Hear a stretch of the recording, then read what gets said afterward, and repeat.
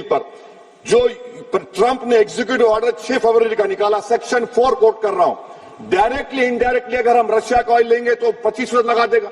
कौन है सर वो गोरी चमड़ी वाला वहां बैठकर हमको बोलने वाला? किस हमने इस मुल्क का आजाद इसलिए करवाया था कि वहां बैठकर बोलेगा मैं जिससे चाह तेल खरीदूंगा। तुम होते कौन हो? तुम मेरे माई बाप हो क्या? आप 25% लगाएंगे सर। और वर्ड क्या इस्तेमाल किया? इंडिया, यानी अब नयारा जो है नयारा कंपनी बंद हो जाएगी और हमको मॉनिटर करेंगे, आप भारत को उस पर ओवरसाइट करेंगे। अफसोस की बात है कि सरकार खामोश है। सर 2019 में ईरान का ऑयल मत लो बोले, आपने गलती की, आपने ईरान का ऑयल नहीं लिया। तो अमेरिका ने कहा कि इराक से लो, कंपेरेबल रेट पे, कंपेरेबल रेट पे, मार्केट रेट, नॉमिनल प्राइस पे नहीं। आज यूएस कह रहा है कि मोनोपोली रेट पे लो। कहां है सर? क्यों हम क्यों कर रहे हैं? क्यों इतना गिर रहे हैं गोरी चमड़ी वाले के सामने? आखिर हमारी हमियत कहां है सर?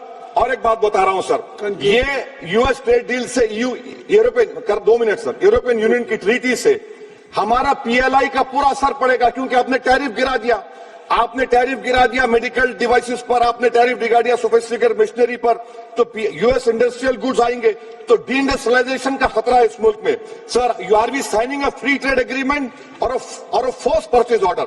सर बांग्लादेश से यूएस ने कह दिया कि हमसे कॉटन खरीदो, 0 टैरिफ। सर भिवंडी, मालेगांव, बनारस के पावरलूम का क्या होगा? 70% रॉ कॉटन हम देता बांग्लादेश को।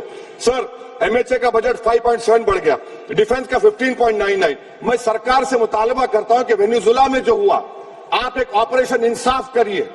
ऑपरेशन इंसाफ के तहत हाफिज सईद, मसूद अजहर, लखवी को घुस के लाइए भारत में, तभी इंसाफ होगा सर। इनकम टैक्स के बेनिफिट मिलती थी हमारे फौज के सिपाहियों को जो विकलांग थे, आपने इनकम टैक्स बेनिफिट छीन लिया उन लोगों को। ये कैसा इंसाफ है आपका? बताइए।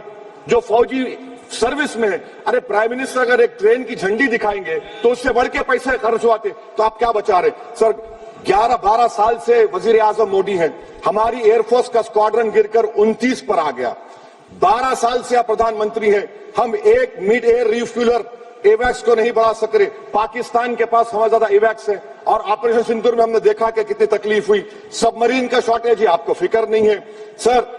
और हम 3rd एयरक्राफ्ट कैरियर हम भूल गए। आखिर कैसे हम चाइना को इंडो पैसिफिक में रोक पाएंगे? ये देशभक्ति नहीं है सर। हमारी फौज में कमी है। क्या ये मुल्क इतना कमजोर हो गया कि हम अपनी फौज में बच्चों को भर्ती नहीं करा सकते? अग्निपथ स्कीम का रिव्यू होना चाहिए। इस ऐवान में चाइना बॉर्डर पर एक बहस होनी चाहिए।